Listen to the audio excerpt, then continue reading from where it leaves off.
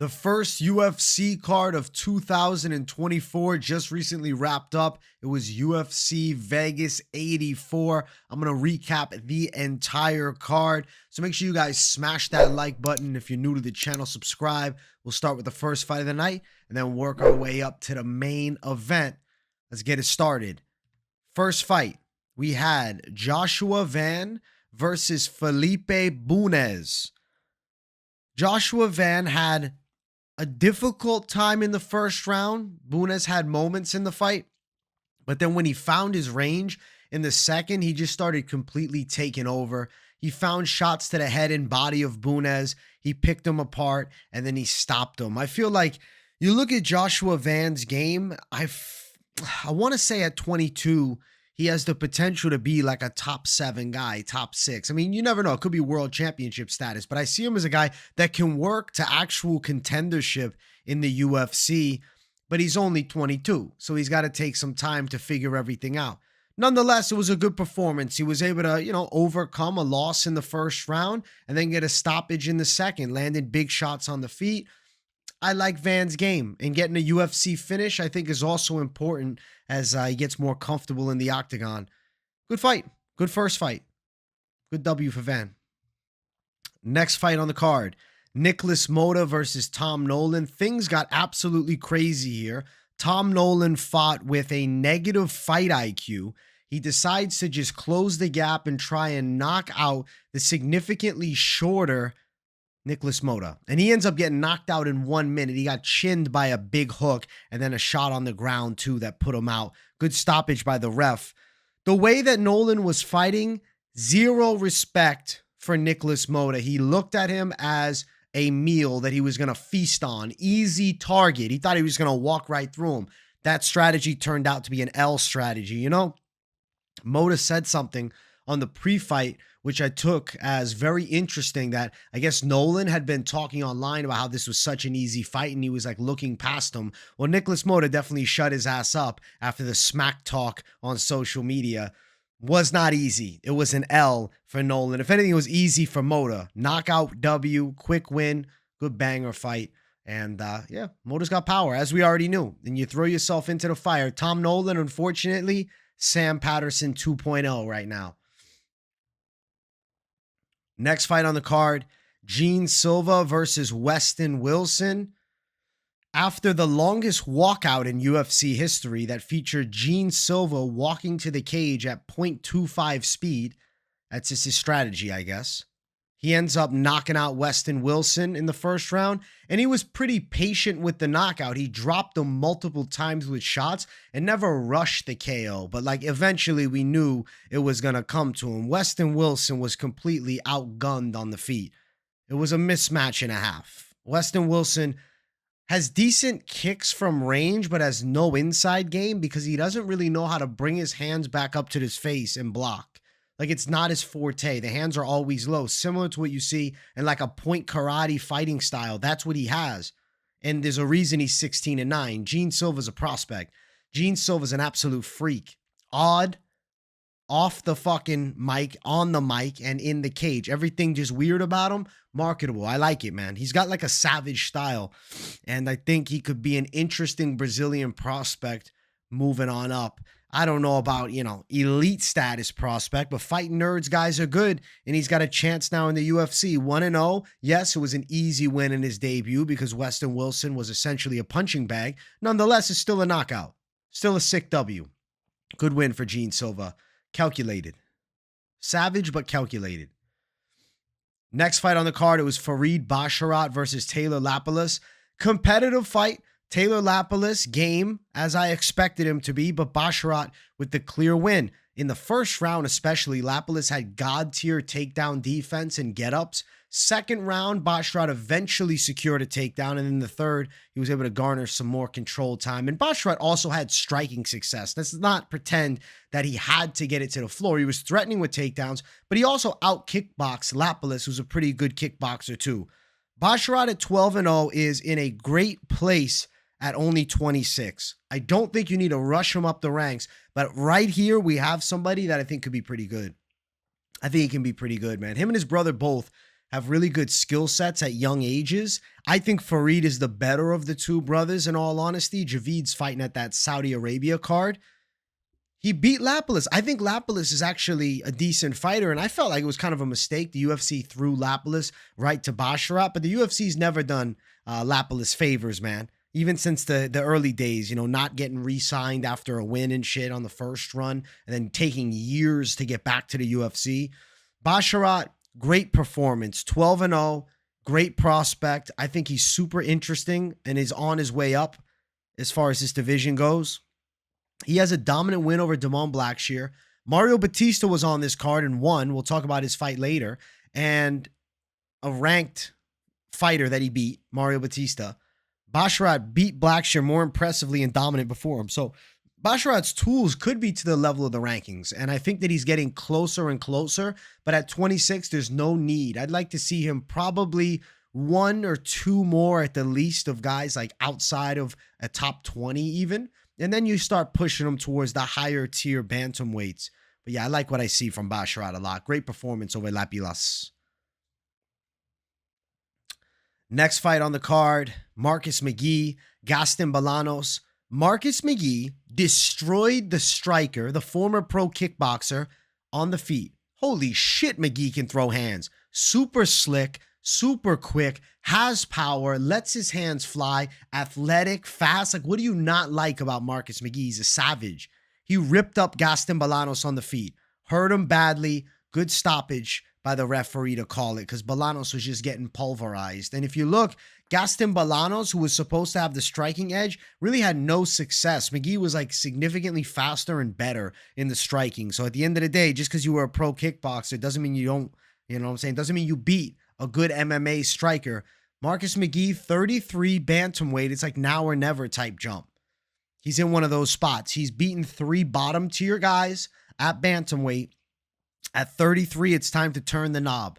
And we're going to have to put him against somebody with some legit skills. He trains at MMA Lab, partner of Sean O'Malley, partner of Mario Bautista. And I'm sure I'm missing guys that are MMA Lab that are good.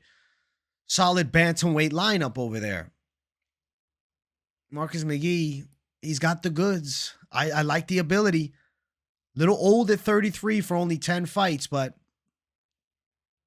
don't mean anything. You never know. He's aged like a fine wine. He's in great shape. Doesn't seem like he's slowing down at all. If anything, he's speeding up every damn fight. He's looking better and better. Great win for McGhee. He didn't even have to sub Bolaños. Next fight, Preston Parsons, Matt Semelsberger. Good scrap between these two. Preston Parsons brought it. I was actually really impressed by him. He had balls this fight.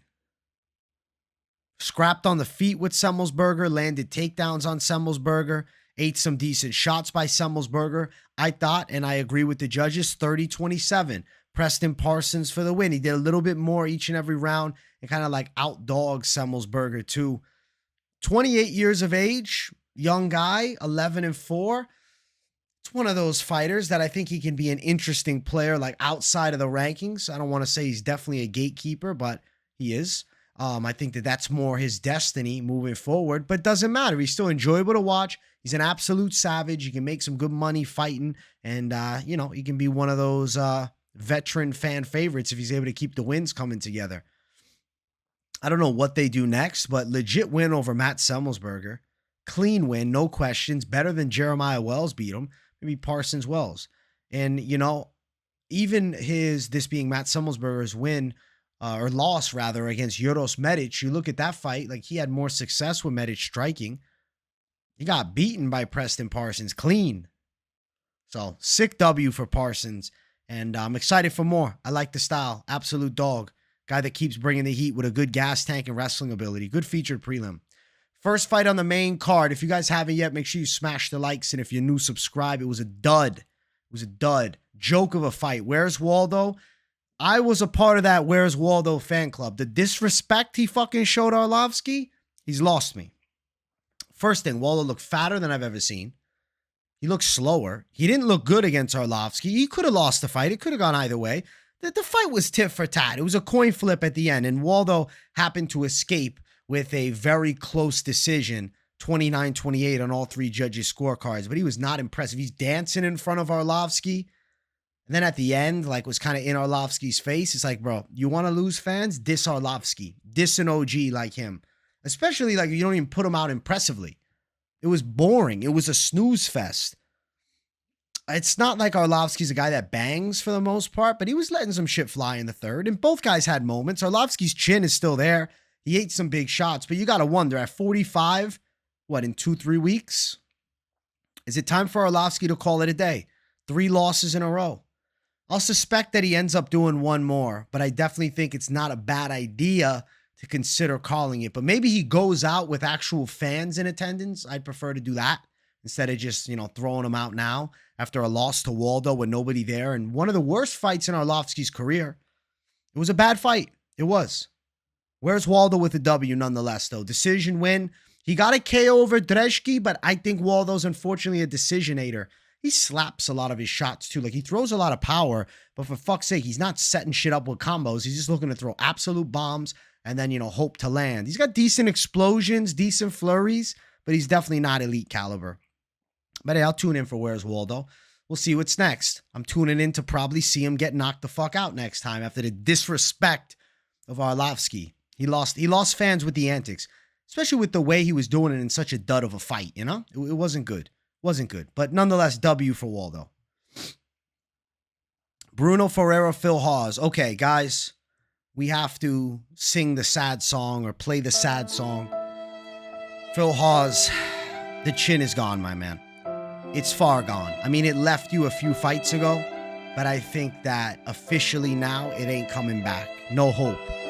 It's time to call it. No hype was once the name. I think now it's no hope. And I was rooting for Phil Hawes coming in here, but he got beaten up. He got rocked, dropped, and stopped by Brunno Ferreira. He even got taken down by Ferreira and was getting controlled on the ground a bit. He had no success with the wrestling, minimal success striking. Ferreira ends up landing a jump knee that rocks some more shots. It's like the shot that dropped Hawes, though, was like a glancing shot to the side of the head. He goes down, and then Ferreira just puts him out with ground and pound strikes, flat unconscious.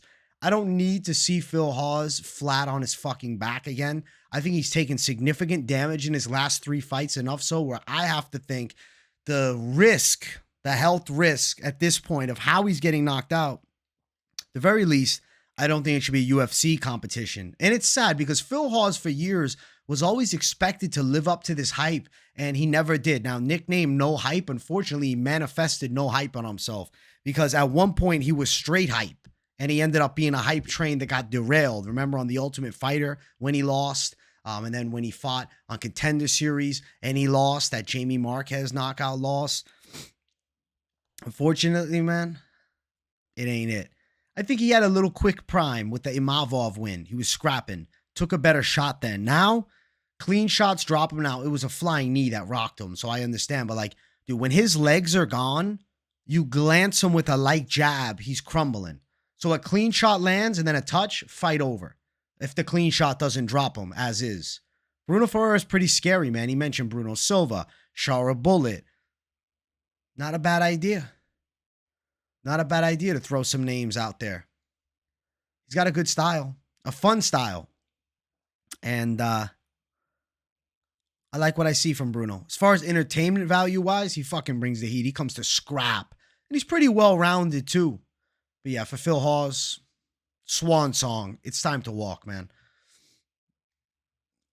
Next fight on the card, Mario Bautista, Ricky Simón. This was the featured bout.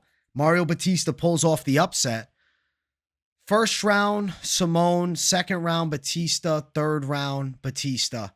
And it was a clean win for him. I feel like his striking really looked good here. His takedown defense was elite. Simón did have a couple slams, and, it was pretty sick to see him elevate Bautista. But towards the end of the third round, Simón has no gas, and Bautista is just ripping multiple shot combinations. Simón deserved an L here. For Bautista, this is huge, as now he burst into the top 15. He beat Ricky Simón, who is pretty decent. Ranked guy, Bautista's now ranked. Who does Bautista call out afterwards? He says Rob Font's name, which is interesting because Rob Font is a pretty ineffective grappler. I don't know if they throw Rob Font Mario Bautista next time out, but I think it's a quality call out to look ahead in the rankings against somebody with a clear hole in their skill set where Mario Bautista, aside from fighting a Ricky Simón, who's a good wrestler, normally has an advantage in. He's a good wrestler. The striking was on display in this fight, though. The takedown defense, the toughness, and the cardio. So great win for Mario Bautista, sending Ricky Simón out of the rankings. Good performance, man. Next fight on the card was our co-main event.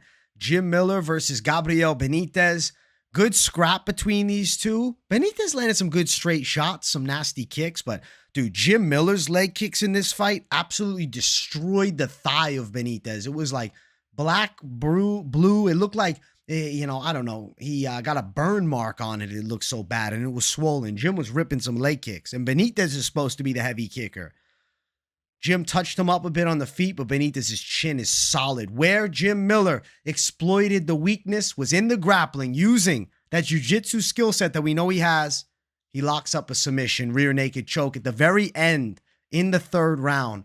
Absolutely loved it for Jim Miller. He was my lock this week, and I also called inside distance, so that was absolutely beautiful. Jim Miller, massive round of applause. I'm hype as hell for Jim Miller. Lock streak continues, 3 in a row with a win to start off 2024. Big things coming. I'm damn excited. Jim Miller, too. He's fighting at 300. He called Paul Felder's name. Felder, let's be honest, was like, nah, I'm good. He didn't want it, okay? He doesn't want it. I don't want to see a rematch between him and Clay Guida. I think that it would be intriguing to watch him and Matt Brown, but he gives up a lot of size. When I look at potential opponents, I start to wonder, do they go veteran versus veteran route? They try to throw him somebody that maybe he's a up-and-comer. Like, I don't know exactly what it is. Bobby Green was mentioned by Alan Joban. I kind of like that idea. I don't think Bobby Green's a crazy fight. Jared Gordon, that could be an interesting fight. I like that idea. Thinking of other guys, like, I know Tony's on a terrible losing streak, but can you imagine they gave him Tony Ferguson? I guess you can. I actually think Mowgli Benitez versus Tony Ferguson should happen as both of their send-off fights. But who knows? Maybe it's Jim Miller and he looks for a chance to beat a guy that, you know, was from his era, that was ranked way higher, but just at the end of his run. I doubt they do that, though. Miller, 5-1 in his last 6 versus 0-7 Tony Ferguson, last 7 fights. Nonetheless, Jim Miller should be on UFC 300. For the cult fans, it has to happen because the Jim Miller, cult fan base is definitely growing, and this co-main event did wonders for him. So congrats to Jim Miller, man. Great performance, great win, and UFC 300 fight, lock it up. Main event of the evening. If you guys haven't yet, make sure you smash that like button. If you're new to the channel, subscribe. Magomed Ankalaev defeated Johnny Walker. The prayers to the MMA gods were not answered. Magomed Ankalaev is the better fighter. Now, I picked Magomed Ankalaev to win, but I was really hoping as a fan and for the sanctity of the light heavyweight division that Johnny Walker would pull off an epic knockout in the first round and then book his ticket to fight at UFC 300 versus Alex Pereira. On Twitter, Glover said, "We're ready for Magomed Ankalaev next." That's interesting because Glover Teixeira is the trainer / mentor of Alex Pereira, the current UFC light heavyweight champ, who I think is interested in a fight at UFC 300. Magomed Ankalaev, devout Muslim. Is he willing to train through the Ramadan? I don't know. And also this. Is this the fight that the UFC wants to book? Because can you imagine if Ankalaev holds that strap? In all honesty, the light heavyweight division loses a potential, massive pay-per-view, which is Jamal Hill versus Alex Pereira. If I'm the UFC, business first, Magomed Ankalaev, you got the next shot, buddy. I'm not giving it to him. I want to do Alex Pereira versus Jamal Hill. I'd rather wait for that than have it at UFC 300. I'd rather not. I don't know what the hell they'll put at 300 in the main event, but they'll come up with something. If Jamal's ready, that is perfect. Dream scenario is Jamal Hill's ready for April. Then we do Jamal Hill, Alex Pereira in April. Magomed Ankalaev scooting his way up to the top and into that title shot is a mistake because I do believe he has a real chance to beat Alex Pereira, and that kills the fight with Jamal Hill and Alex that I think needs to happen. The chance for Alex Pereira to avenge his coach, there's a lot to be said on that. There's a lot to be made of it. There's a ton of marketing, ton of potential, ton of fan intrigue. A Magomed Ankalaev championship, light heavyweight division, is going to be the most slept on division, period. Because Ankalaev just unfortunately doesn't garner a lot of attention from fans. I'll tell you why. It's not that he doesn't speak English. It's that he's very nonchalant / monotone, and he limits his eye contact with the camera. So he doesn't connect with the audience at all. He's kind of just answering questions. Yes, I'll fight him next. Yeah, I'd like to fight for the belt. I had a good performance. I'm very good. Yes, I feel like I'm the best in the world. Nobody wants to hear that. Even if it's in a different language, it doesn't matter. You don't know what a motherfucker's saying, but he's saying some crazy shit and you can tell he's animated. Boom, title fight. Or if he's looking in the camera intense, even if he doesn't speak English, but it just has that aura of something that we want to tune into. Like Alex Pereira, who doesn't speak English, who's a star. Ankalaev doesn't have that. Doesn't have that star rub.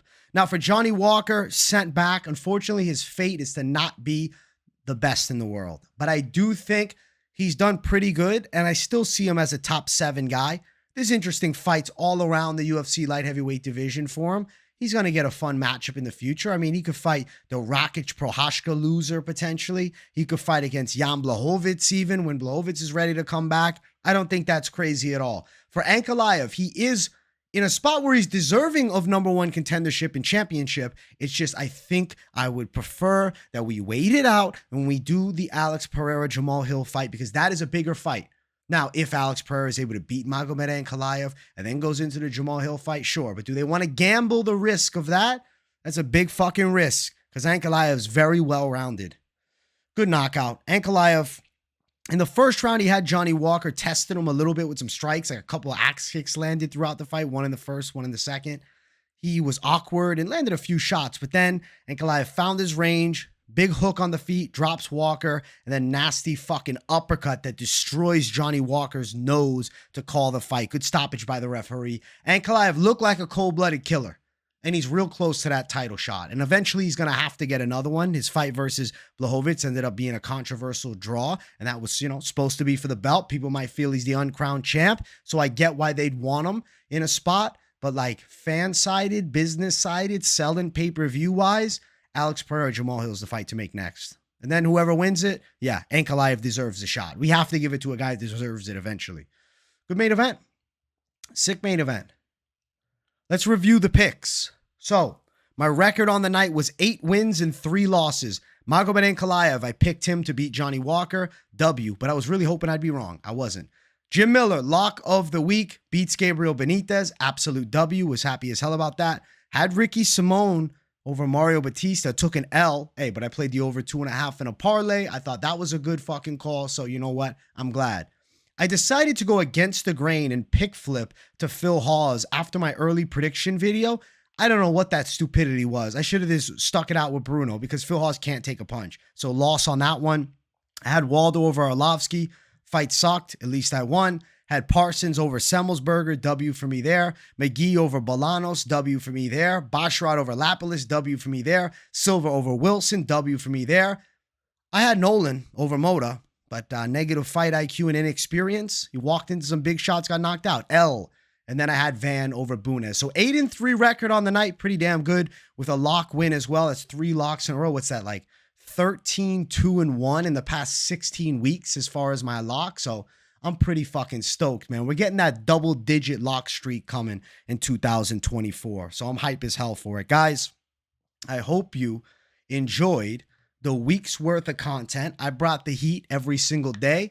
Daily live streams, news videos, and the breakdown shows. I got it all on the channel, the go-to spot for all things UFC and MMA. Keep it locked in right here at MMA Experts. Make sure you guys subscribe. Much love to all my supporters. Let me know what you thought of the fights in the comments down below. And if you have nothing to say in the comments, you just enjoy the content, as always, drop a W in the chat to boost the algorithm for your boy. Hey, see you all in the next one. Keep your eyes locked in right here. And also, content schedule in the description, something I'm letting you guys know about for UFC 297 fight week. I'll be dropping the full card predictions Sunday, which is tomorrow. You know, if you're watching this on January 13th, you'll see it the 14th. Thank you guys for tuning in. Much love. Peace, everybody.